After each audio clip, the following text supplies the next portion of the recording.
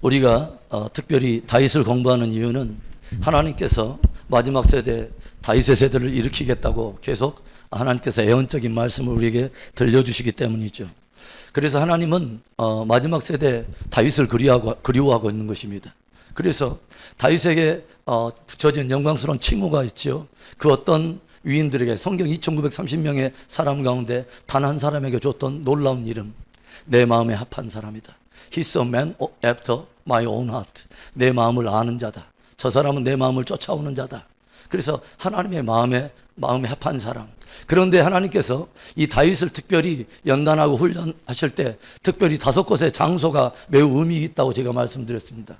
하나님께서는 다윗을 훈련시키는데 5곳의 장소를 따라서 다윗의 성품을 빚어가시는데, 이것은 특별히 우리들에게도 동일하게 다윗의 세대를 일으키기를 원하시는 하나님께서 우리들에게 그렇게 또 연단해 오신 하나의 과정 프로세스를 우리에게 보여준다고 하는 거죠. 제일 처음 장소는 어디예요? 베들레헴이라고 하는 장소입니다.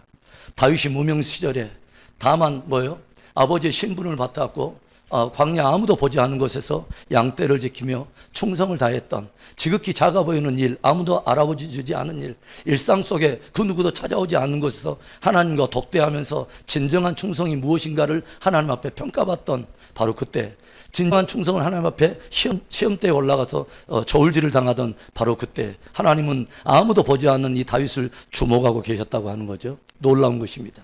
아무도 찾아오지 않는 바로 그곳에서, 또 다윗은 그곳에서 무엇을 합니까? 바로 하나님을 예배했다고 하는 것이죠. 그래서 다윗은 이 베들레헴에서 하나님 앞에서 예배하며 하나님 앞에서 진짜 충성하는 진실한 참된 예배자요, 종의 리더십을 가지고 있는 그런 영성을 훈련을 받았다고 하는 것입니다. 굉장히 중요한 영성이죠. 이후에 나타나는 모든 삶은 이 베들레헴의 영성의 기초가 돼가지고 다윗을 형성했다고 하는 것을 알 수 있어요. 그래서 이 다윗은 베들레헴을 떠나서 그가 왕궁에 있을 때도, 또 어떤 위기에 있을 때도, 어떤 일시적인 형통이 와고 어떤 상황이 번해도 항상 다윗의 중심에는 뭐예요? 하나님 앞에 서 있는 귀한 모습을 우리가 보게 되죠.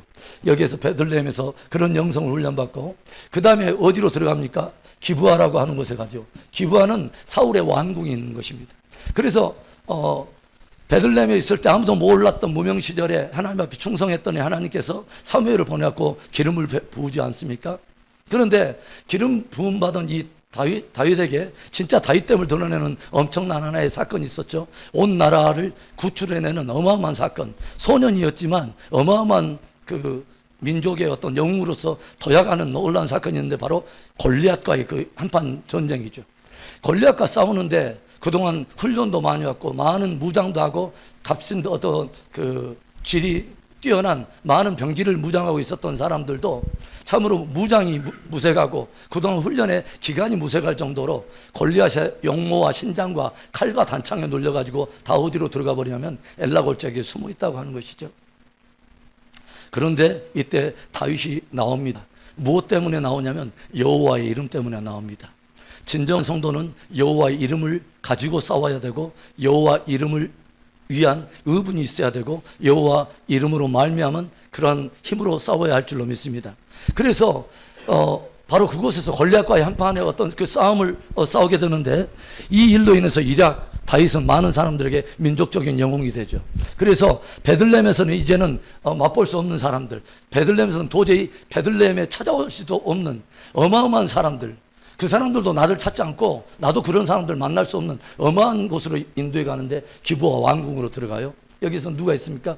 왕의 총애를 받죠. 사울 왕의 총애를 받아요. 그리고 또 뭐예요? 그 아들 요나단이 그의 친구예요. 생명처럼 사랑해줘요. 그 다음에 누구요? 미갈이라고 하는 사울의 딸이 그게 부인이 됐어요.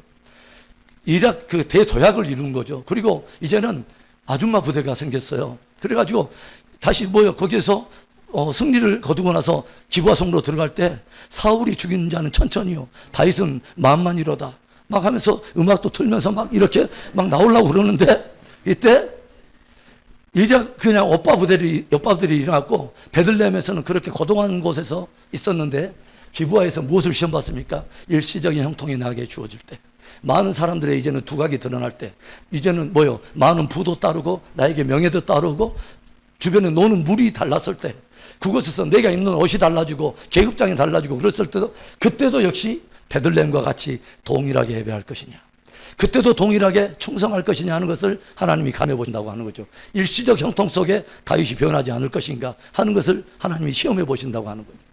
그런데 기브아에서 그렇게 충성하던 이 다윗, 그리고 한참 잘 나가고 이락 저약을 해가지고 높은 자리에 있는 이 다윗에게 하나님은 또 다시 어디로 그를 추락시켜 버리냐면 아둘람 굴로 이 주님께서 나락으로 이렇게 떨어뜨려 버리죠. 그러니까 일시적 형통이 왔을 때도 하나님을 찬양했지만 그 잘 나가던 그 모든 것을 하나님께서 일시적으로 또 뺏었을 때, 그래서 도저히 하나님이 나를 향한 어떤 계획에 대해서 오해가 생기고 하나님과 나의 사이에 뭔가가 미스언더스탠딩이 생기고 하나님에 대한 왜곡된 이미지가 드러나고, 여기에서 아둘람 굴에 들어가니까 끝이 보이지 않는 암흑 속에, 내 어떤 인생의 끝이 보이지 않고 불투명한 어떤 미래 속에 들어가고 언제 끝날지 모르는 아둘람 굴에 우리가 처박혔을 때, 그때도 다윗은 하나님을 원망하지 않고 예배할 것이냐. 그때 누가 들어옵니까? 원망한 자, 원통한 자, 막 이렇게 빚진 자, 이런 사람이 아둘람 굴로 400명이 찾아와요. 왕궁에서는 만날 수도 없었던 사람, 빚지고 원통한 자, 가난한 자, 이런 사람들이 찾아와요. 그리고 그 사람들의 400명의 대장으로 생활을 하게 되는데 무엇을 말해요? 하나님께서는 진짜 왕을 세우기 위해서 백성들의 어려움과 공고함들을 직접 삶으로 경험하도록 아둘람 굴에서 함께 공동체로 지내도록 주님께서 다윗을 빚어가셨다고 하는 거죠. 일시적 형통에서 나락에 떨어져도 하나님이 뭔가 내 인생을 향해서 가지고 있는 승리를 확실히 믿고 그 가운데도 하나님을 찬송할 것이냐. 하나님은 가늠해 볼 때가 있어요. 하나님이 느닷없이 잘 나가는 그런 사람을 잡아다가 아둘람 굴에 처박을 때가 있습니다. 그때도 예배할 것이냐. 과연 다윗은 다윗 때문에 어떤 것을 보일 거냐 하는 것을 훈련할 때가 있다는 거죠. 그 다음에 아둘람 굴에 있었는 이제 다윗을 이제는 헤브론으로 인도하시죠. 헤브론은 12개의 이스라엘 지파 중에 이제 한 지파의 분깃을 줘보는 거죠. 남유다의 왕이 되는 것이죠. 자기를 향한 어떤 애언적인 기름 부음의 은혜가 있었죠. 네가 왕이 될 거야 하는데, 모든 연단 속에 이제 하나님께서 다 달아보시고 이제는 한 지파의 왕을 딱 되도록 해본 것입니다. 이때도 이제는 얘가 하나님을 예배하고 동일하게 베들레헴에 있을 때처럼 아둘람에 있을 때처럼 역시 하나님을 겸손히 예배할 것이냐. 여기에 통과되니까 주님께서 예루살렘으로 인도하십니다. 이때는 12지파의 이제 왕으로 진짜 언약의 모든 성취를 주시는, 그래서 하나님의 다윗 세대를 이끌어가는 하나님의 연단의 그 과정 속에 이런 과정이 있다고 하는 것입니다. 저와 여러분이 오늘 다윗의 세대로 준비되어 가면서 어느 과정에 있는지는 저는 몰라요. 그러나 다윗은 어떤 형편에 있었든지 다윗의 다윗 때문에 어디에 있냐면은 언제서든지 하나님을 예배하는 사람이었다고 하는 것이죠.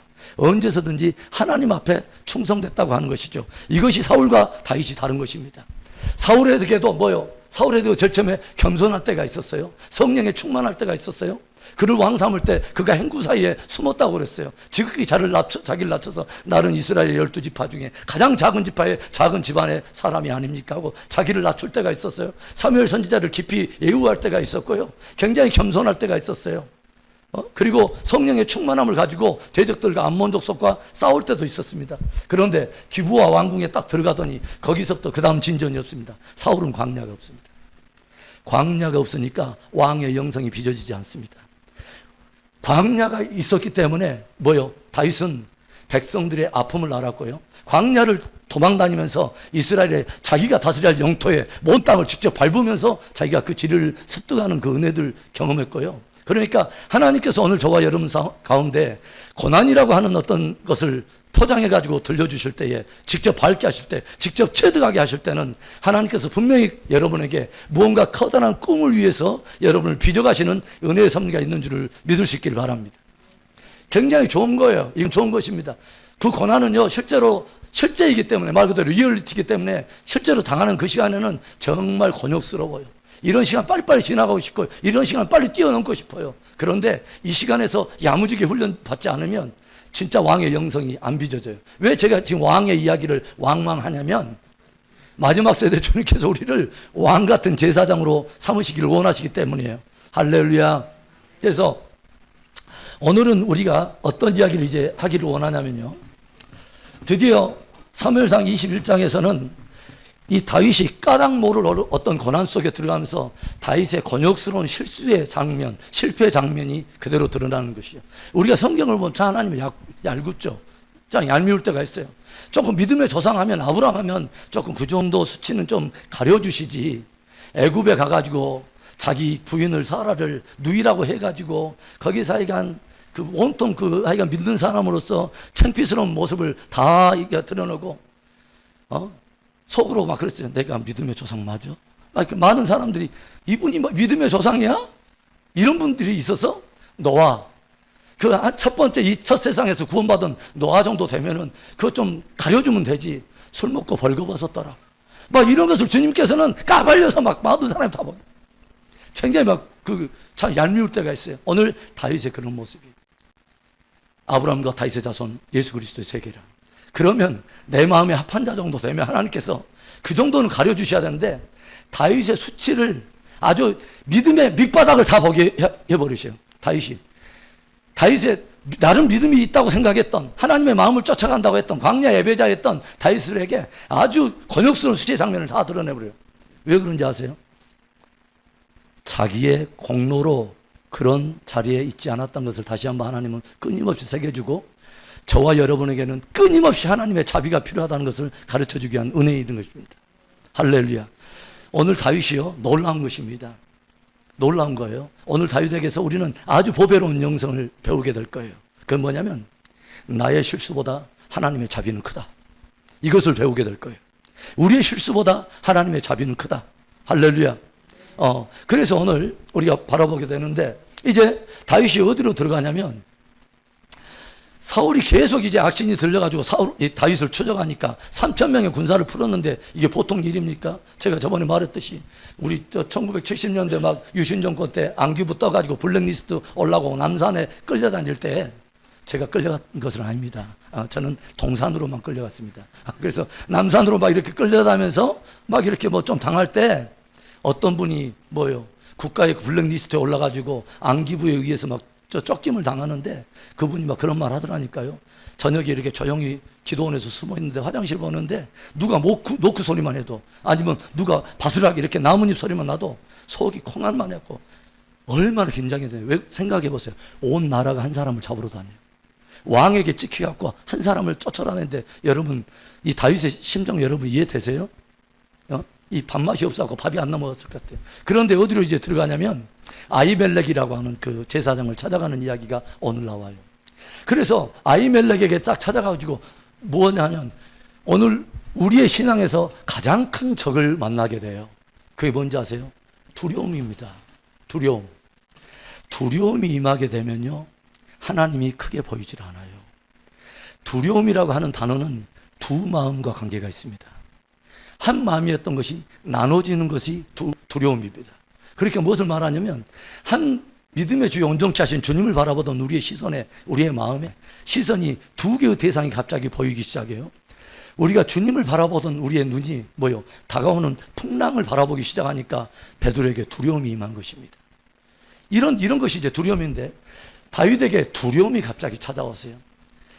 골리앗을 때려잡았던 민족의 영웅, 엄청난 나라의 어떤 그 영웅이었던 다윗에게 두려움이 찾아오니까 아히멜렉에게 제사장이 찾아가지고 두려움이 찾아오니까 다윗이 거짓말을 하기 시작해요. 뭐라고 말합니까? 어떻게 해서 나에게 이렇게 소수의 무리를 가지고 데리고 여기 왔느냐? 그러니까 다윗이 뭐라고 하냐면 왕이 나에게 긴급한 어떤 비밀 지금 작전을 위해서 나를 조용히 이렇게 소수의 무리와 더불어서 이렇게 파견했다.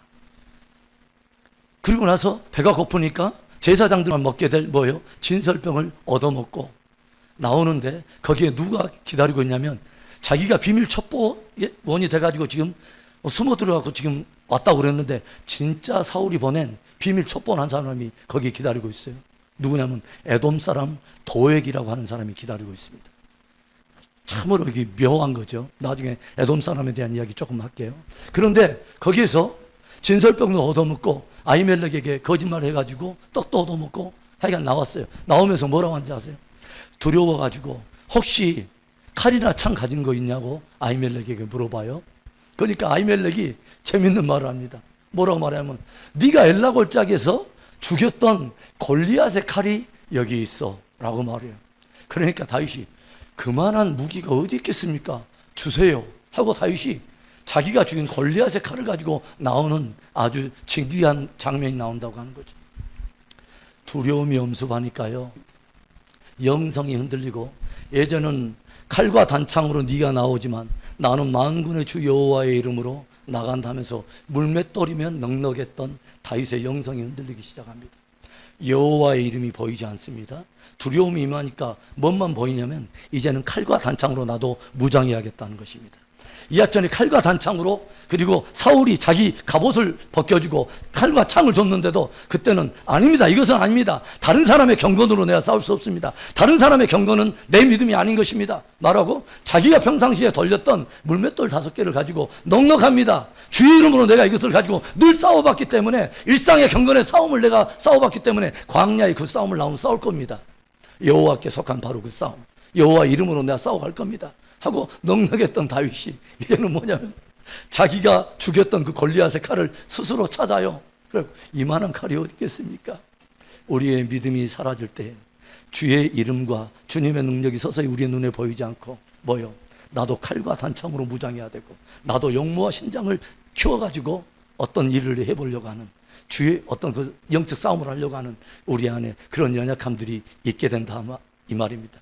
얼마나 여러분 속으로 상상해 보세요.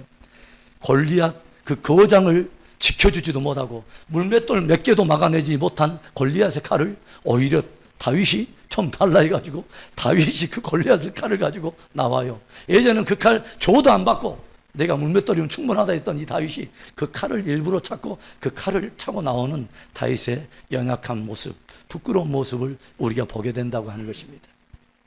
또 하나의 또 부끄러운 모습을 주님이 적나라하게 드러내는 것이 뭐예요? 이제는 그 칼을 차고 이제 어디로 들어가냐면은 블레셋 사람 가드 땅을 다스리는 아기스에게 가요. 기적의 하기스가 아니라 이름이 아기스야. 그런데 그 땅을 다 가는데 그 땅은 블레셋입니다. 블레셋은 하나님이 없는 땅이에요. 이방 땅입니다. 거기는 기도 없습니다. 하나님을 섬기는 족속이 아니에요. 놀랍게도 여기가 가드라고 합니다. 골리앗이 어디 사람인지 아세요? 골리앗이 가드 사람이에요. 그런데 이제는 자기가 워낙 위기에 처해가지고 목숨이 왔다 가고 하니까 두려우니까 대적에게, 자기가 죽였던 골리앗이 살던 그 땅을 다스리는 아기스 왕에게 가가지고 자기가 보호를 받으려고 이방 왕을 찾아간 것입니다. 영적인 기근이 찾아오고 영적으로 우리가 메말라갈 때 우리는 뭐요? 믿음의 경계를 뛰어넘어서 믿지 않는 세상의 라이프 스타일을 쫓아가려고 할 때가 있어요.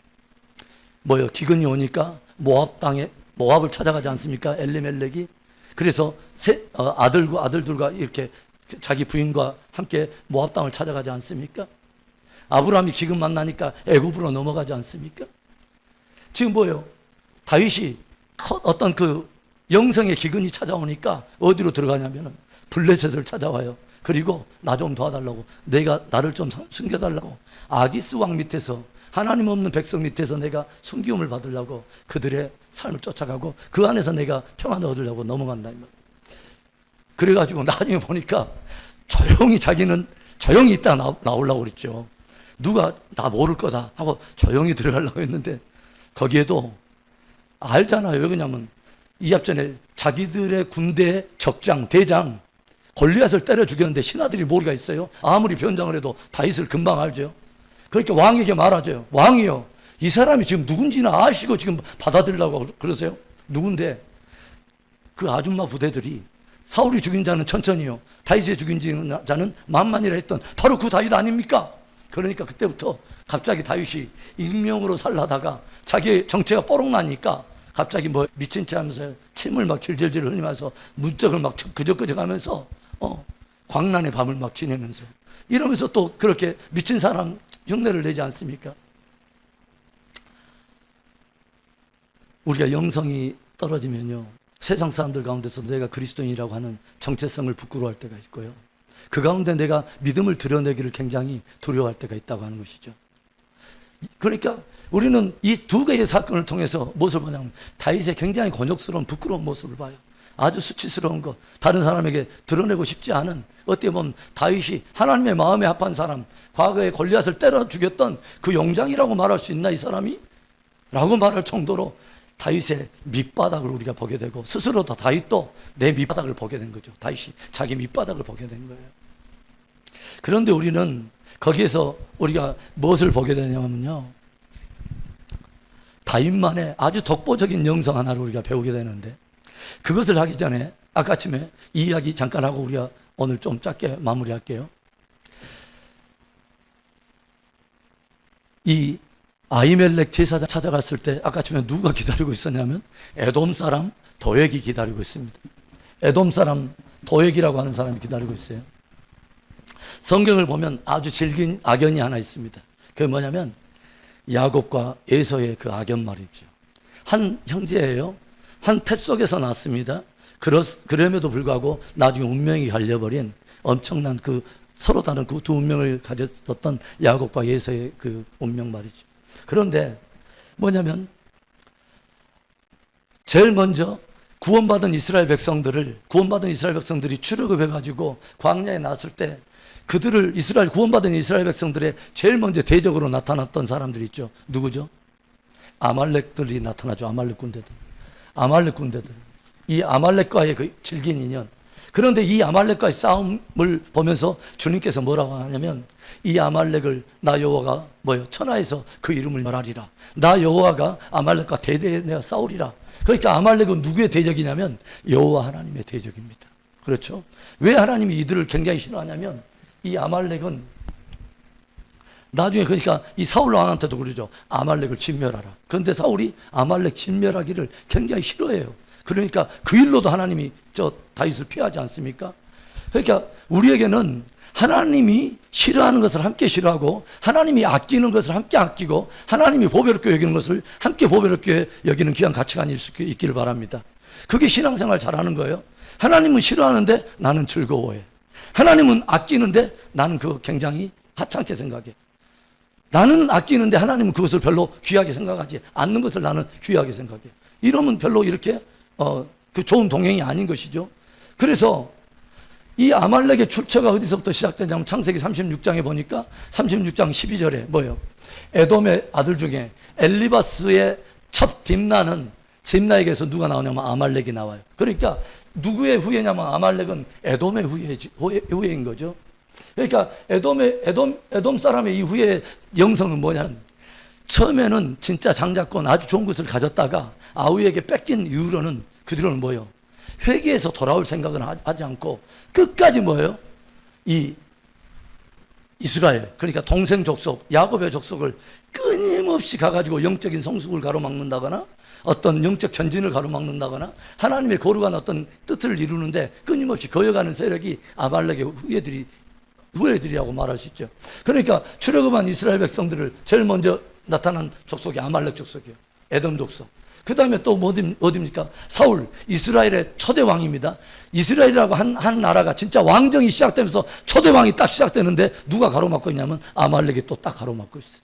응? 이런 일들이요. 그 다음에 뭐냐면 포로 시절에 다 끝내갔는데 모든 유대인들을 다 때려 죽이려고 한 사람이 있었죠. 누구예요?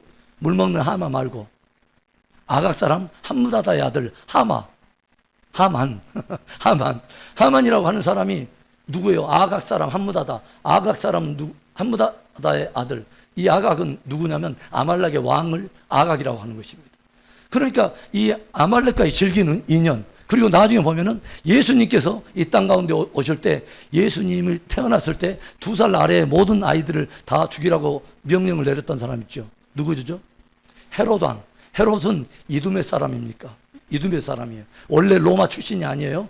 요단 동편에는 이두메, 에돔 땅을 말하는 거죠. 거기에서 나와서 예수님을 죽이려고 기다리고 있는 질긴 인연 말이죠.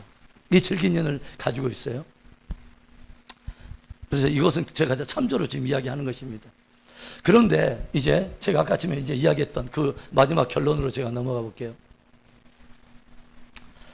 여기에서도 그러니까 에돔 사람 도액이 누구를 죽이려고 지금 기다리고 있냐면 다윗을 지금 죽이려고 하고 있는 것입니다. 에돔 사람, 아말렉 사람. 이 질긴 인연 말입니다. 그런데 이제 다윗이 자기의 모든 수치의 밑바닥이 다 드러났는데요. 다윗만의 독보적인 아주 독특한 영성 하나를 우리는 보게 되는데 시편 34편을 찾아가 보겠습니다. 우리 이런 영성을 우리가 배워야 되는데 우리에게 익숙치 않는 영성인데 이런 영성을 하나님 우리에게 뻔뻔스럽게 이 영성 갖기를 주님이 원하신 영성이 있어요. 자,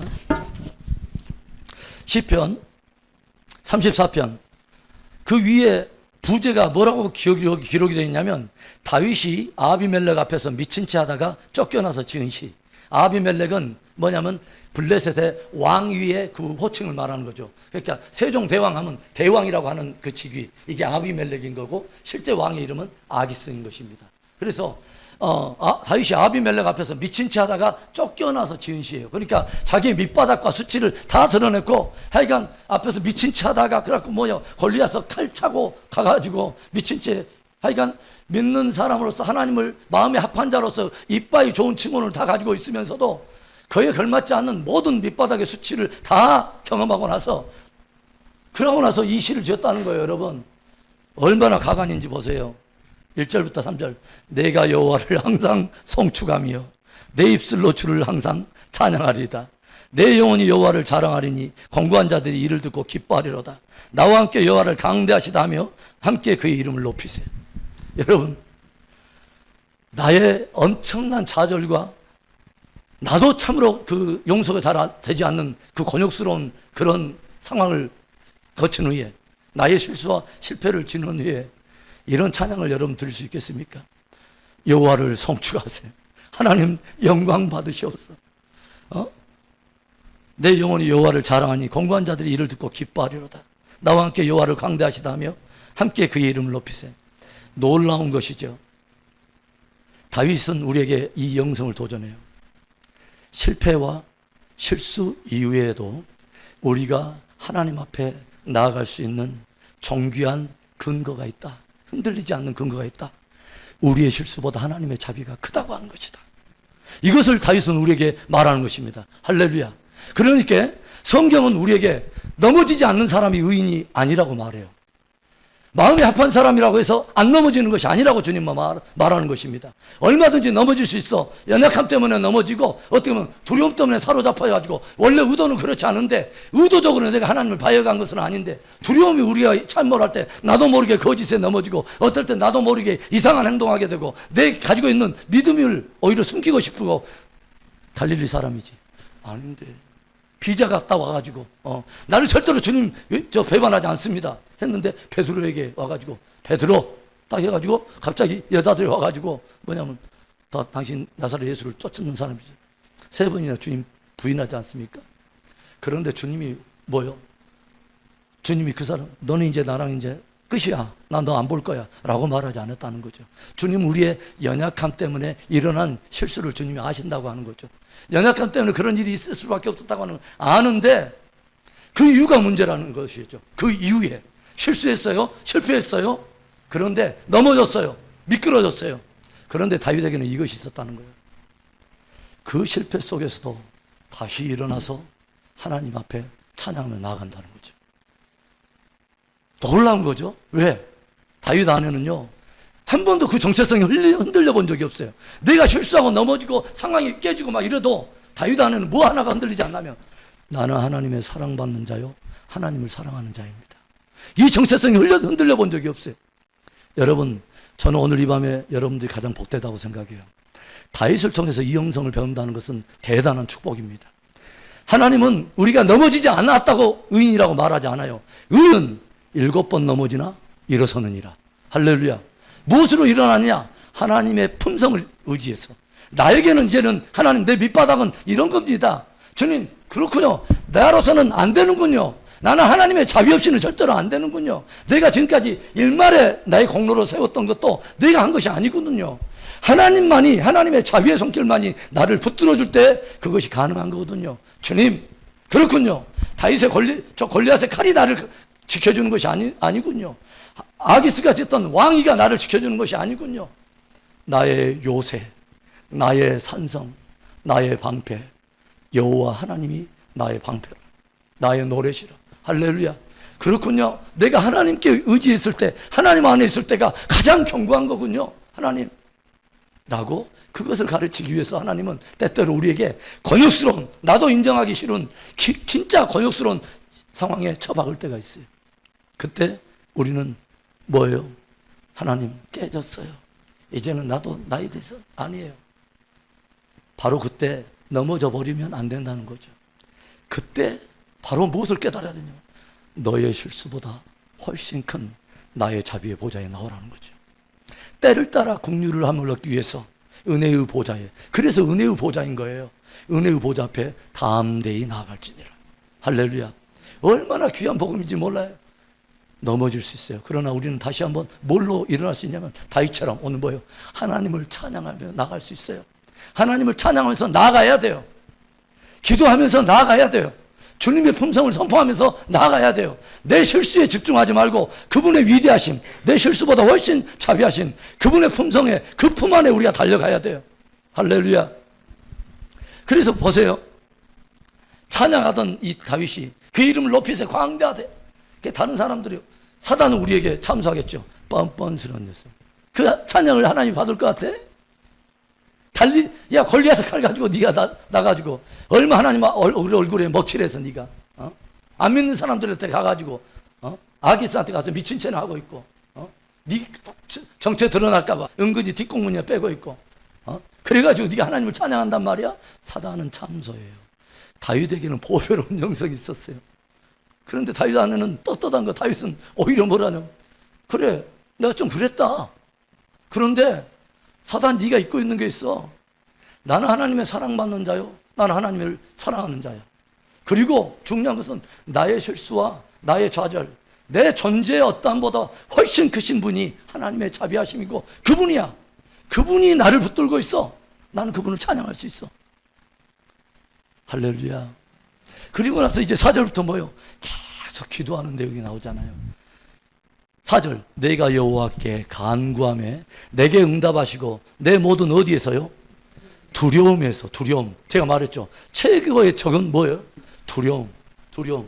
이 두려움을 뭐만이 벗겨낼 수 있냐면 주님을 의지하는 그 믿음만이 벗겨낼 수 있습니다. 할렐루야. 아까 같이 말했죠. 두 개의 대상으로 나눠진 것이 이 두려움인데 어떨 때 다시 회복되냐면 뭐예요? 다시 원래 봤던 그분의 위대함으로 돌아오는 게 두려움에서 벗어날 수 있는 바로 길인 것입니다. 할렐루야. 그래서 주를 의지하는 것이 두려움에서 벗어날 수 있는 길이에요. 그래서 간구하며 내게 응답하시고 내 모든 두려움에서 나를 건지셨어. 5절에 주를 앙망하고, 6절에 부르짖으며, 7절에 경외하는 자, 8절에 피하는 자, 9절에 경외하라, 10절에 여호와를 찾는 자. 계속해서 하나님을 찾고 간구하는 그 기도와 찬양의 영성으로 다윗이 돌파해 나가죠. 그 영성은 어디서 빚어졌을까요? 베들레헴에서.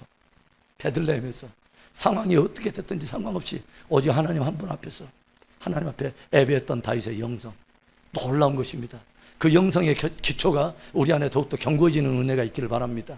그리고 나서 11절에 보세요. 너희 자녀들아 와서 내 말을 들어.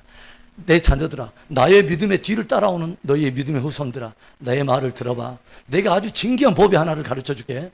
너희가 두려움에서 넘어졌다고 실족했다가도 너희가 일어설 수 있는 아주 귀한 복음 하나 내가 가르쳐 줄게. 너희가 하나님의 품성을 알아야 되는데 우리의 실수보다 훨씬 자비하신 하나님의 자비함도 알아야 되고 뭐 하나를 알아야 되냐면 하나님은 있지, 그렇게 실수했지만 그것을 가지고 내가 즉히 의도적인 실수가 아니라 나의 연약함으로 있을 수밖에 없었던 그것을 하나님 앞에 가지고 상한 마음으로 나가고 찢긴 마음으로 하나님 앞에 나올 때 중요한 것은 하나님이 멸시하지 않는다는 거야.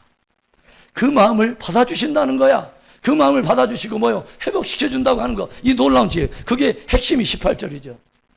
여호와는 마음이 상한 자를 가까이 하시고 충심으로 통회하는 자를 구원하시는도다. 할렐루야. 51편으로 넘어갑시다. 51편은 여러분이 잘 알다시피 밧세바의 그 일을 범하고 나서 다윗이 회개했던, 참여했던 시인데 똑같은 마음이 뭐예요? 17절에 읽습니다. 하나님께서 구하시는 제사는 상한 심령이라 하나님이여 상하고 통회하는 마음을 주께서 멸시하지 아니하시리다. 밧세바 그 일로 인해서 어떤 일이 있었습니까? 밧세바 일로 인해서 우리아도 또 죽이고, 그러니까 뭐냐면 가정 파괴범에다 살인 주사한 그 살인 주사범이죠. 그리고 나서 뭐예요? 강간범에다 뭐 이런 하나님의 마음에 합한 사람이 이런 일을 보면서, 그러니까 그것은 한참 뒤에 또 그런 일은 일어난데 다윗이 회개를 했어요. 그리고 뭐냐면 하나님 앞에 넘어지고 깨지고, 그리고 나서 하나님 앞에 식음을 전폐하면서 회개하면서 뭐라고 그러냐면 또 다시 일어나요. 무엇이 흔들리지 않냐면 여전히 그럼에도 불구하고 나는 하나님을 사랑하는 자요, 하나님께 사랑받는 자. 이 정체성은 나의 어떠함 때문에 주님 정체성이 아니라 그리스도 예수 안에서 당신 우리에게 이들처럼 당신의 그렇게 보시기로 한 그분의 눈빛 안에 있는 우리의 정체성이기 때문에 주님의 그 마음을 내가 가지고 함께 내가 신뢰하면서 그 평안으로 하나님께 기도하기 시작했다는 거죠. 주님은 상한 마음을 귀하게 여기시고 통회하는 마음을 멸시치 아니하시리라. 할렐루야. 56편 한번 더 봅시다. 56편. 이것도 뭐냐면 엘렘 루오김에 맞춘 노래. 뭐라고 하냐면 다윗이 가드에서 블레셋에게 잡힌 때, 가드 땅에서 블레셋 사람들에게 잡힐 때 또 이것도 56편도 지었는데 핵심적인 계속 단어가 뭐냐면 알았다, 이거 뭐예요? 두려움에서 벗어날 수 있는 길은 딱 하나밖에, 칼 쳤다고 된 것도 아니고 이방 왕 찾아가서 된 것이 아니라, 그런 상황이 문제가 아니라 오직 하나에서 해결될 수 있다. 뭐예요? 주님을 의지하는 것이다. 그래서 뭐라고 하냐면 1절 2절에서 나를 치는 사람이 엄청나게 많습니다. 하여간 나 못 죽여갖고 온 나라와 열방이 난리가 아닙니다. 3절 내가 두려워하는 날에는 내가 주를 의지하리이다. 내가 하나님을 의지하고 그 말씀을 찬송하고, 계속 의지라는 말이 나오죠. 9절 내가 아뢰는 날에 내 원수들이 물러가리니 이것으로 하나님이 내 편지심을 내가 아나이다. 내가 하나님을 의지하여 그의 말씀을 찬송하며 여호와를 의지하여 그의 말씀을 찬송하리이다. 내가 하나님을 의지하였은즉 두려워하지 아니하리니 사람이 내게 어찌하리까. 할렐루야. 두려움에서 벗어날 수 있는 길은 딱 하나예요. 다시 한번 뭐요? 믿음의 주요 온전케 하신 그분께 내 마음을 다시 모으고 그분이 어떠한 분인가를 알고 그분이 붙들고 있는 나의 견고함을 다시 한번 확증하는 것입니다. 할렐루야. 오늘 여러분들 축복하고 싶어요. 여러분들이 지금 베들레헴에 계신지, 아둘람 굴에 계신지, 아니면 기브아에 계신지, 아니면 어떤 광야에 아둘람 굴에 계신지, 나는 알 수 없지만 하나님께서 그 모든 것을 허락하시는 것은 우리를 오늘 다윗의 세대로 빚어가시기 위한 하나님의 과정에 섭리가 있다고 확신합니다. 그리고 오늘 행여라도 하나님, 내가 실수했습니다. 나의 어떤 허물이 있습니다. 하나님, 이해할 수 없는 어떤 그런 과정에 내가 넘어지고 내가 하나님 아버지 미끄러지고 하나님 그렇게 됐습니다. 그러나 내 실수보다 훨씬 크신 하나님의 자비함 앞에 다시 한번 나아가 주님을 예배합니다.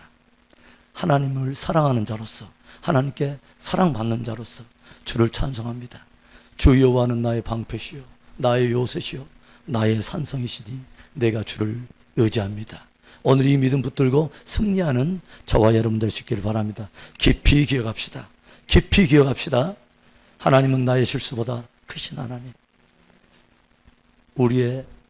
우리가 넘어져도 완전히 넘어지지 않으면 우리를 붙드신 하나님의 자비가 크기 때문에, 그리고 그의 긍휼이 아침마다 우리에게 새롭기 때문에 그의 긍휼의 보좌 앞에 다음 대에 나가서 승리할 수 있는 줄로 믿습니다. 우리 기도합니다.